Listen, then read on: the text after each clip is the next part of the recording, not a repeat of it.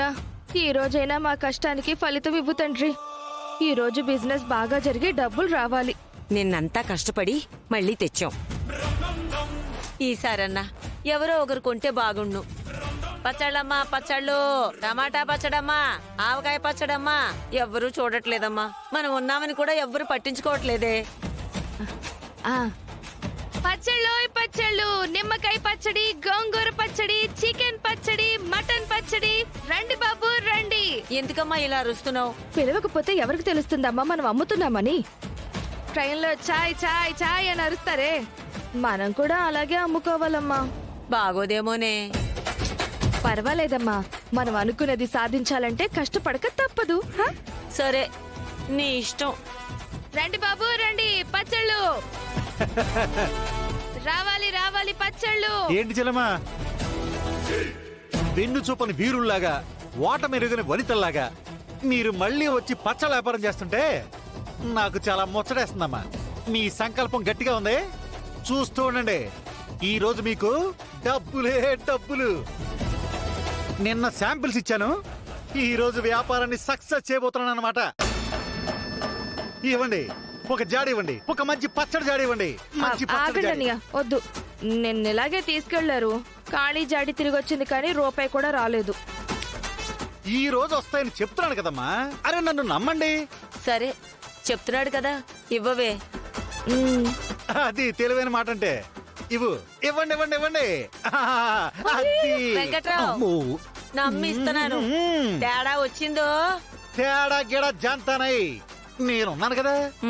My హోనా. అవును. ఇదేం పచ్చడి? టమాటా పచ్చడి. టమాటా పచ్చడి. టమాటా పచ్చడి బాబు, టమాటా పచ్చడి. ఏదైనా డబ్బులు వస్తే బాగుండు. పచ్చళ్ళమ్మా పచ్చళ్ళు.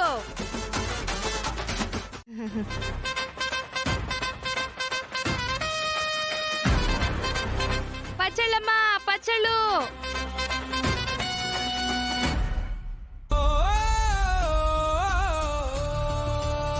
పాప చాలా ప్రమాదంలో. సర్జరీ తప్ప వేరే మార్గం లేదు. అది కూడా కొంచెం రిస్క్ తో కూడుకున్న సర్జరీ. దాదాపు 50 లక్షలు అవుతుంది. పాప ప్రాణం సర్జరీతో డిపెండ్ అయ్యింది. కాంప్రమైజ్ అవ్వలేము. మీరు ఆలస్యం చేయకండి. ఎంత త్వరగా చేస్తే పాప అంత సేఫ్ గా బయటపడుతుంది.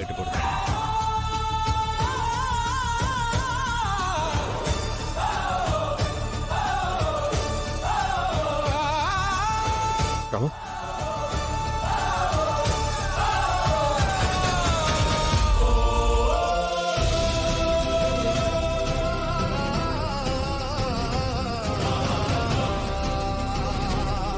పాపకి ఎలా ఉంది?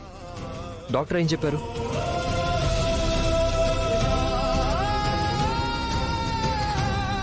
వెంటనే సర్జరీ చేయాలన్నారు సార్. డిలే చేస్తే పాప ప్రాణాలకే ప్రమాదం అంటున్నారు.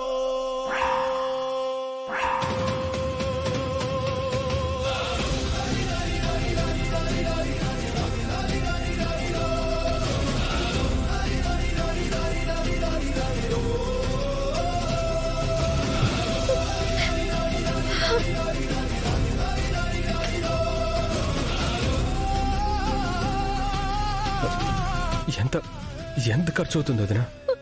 50 లక్షలు.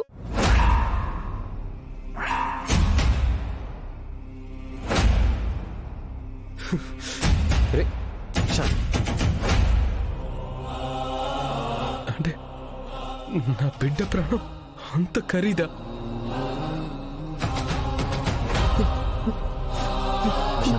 ఊరుకోరా. ఎందుకన్నయ్యా ఇంత చిన్న వయసులో తనకంత కష్టం?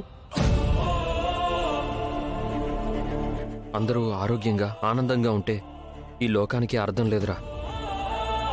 మంచి చెడు, చీకటి వెలుగు, అలాగే కష్టం సుఖం, దానికి వయసుతో సంబంధం లేదురా. కానీ ఇప్పటికిప్పుడు అంత డబ్బు ఎక్కడి నుంచి తీసుకురాగలను? నేనొక్కసారి మా నాన్నతో మాట్లాడనా? వద్దురామ్మా, మీ ఇంటి దగ్గర నుంచి నేనేది ఆశించకూడదు అనుకున్నాను. మా పిల్లల్ని మీ డాన్స్ స్కూల్లో జాయిన్ చేయడానికి వచ్చాం. విలువలు కట్టుబాట్లు అని రఘురామ్ గారు చెప్తున్నా ఆ స్కూల్లో మా పిల్లల్ని జాయిన్ చేస్తే వాళ్ళ అవతారాలే కాదు, ప్రవర్తన కూడా పూర్తిగా మారిపోయింది. మా పెదనాన్న ఆయన స్వార్థం కోసం ఏది చెయ్యరు, చెప్పరు. నేటి పిల్లలే రేపటి పౌరులు అని బలంగా నమ్ముతారు. వీళ్ళ భవిష్యత్తు కోసమే ఈ నాట్య కళని ఏర్పాటు చేశారు.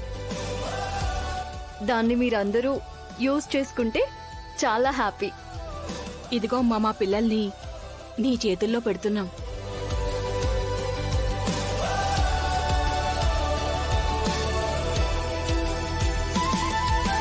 నీకు నేర్పిస్తాను, చక్కగా నేర్చుకోవాలి. చూడు, రేపటి నుంచి ఇలాంటి బట్టలు ఎవరు వేసుకురాకండి. ఓకే అక్క. అక్క, హర్షితని తీసుకొచ్చాను. తన పేరు హర్షిత. డాన్స్ చాలా బాగా చేస్తుంది. ఆ స్కూల్ నుండి తీసుకొచ్చేసాను. హాయ్ హర్షిత. హాయ్ అక్క.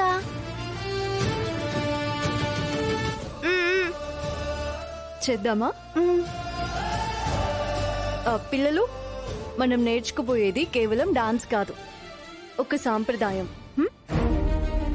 నాట్యం అంటే శరీరం కదలడం కాదు, మనసులో ఉన్న భావాలని దేవుడికి అర్పించడం.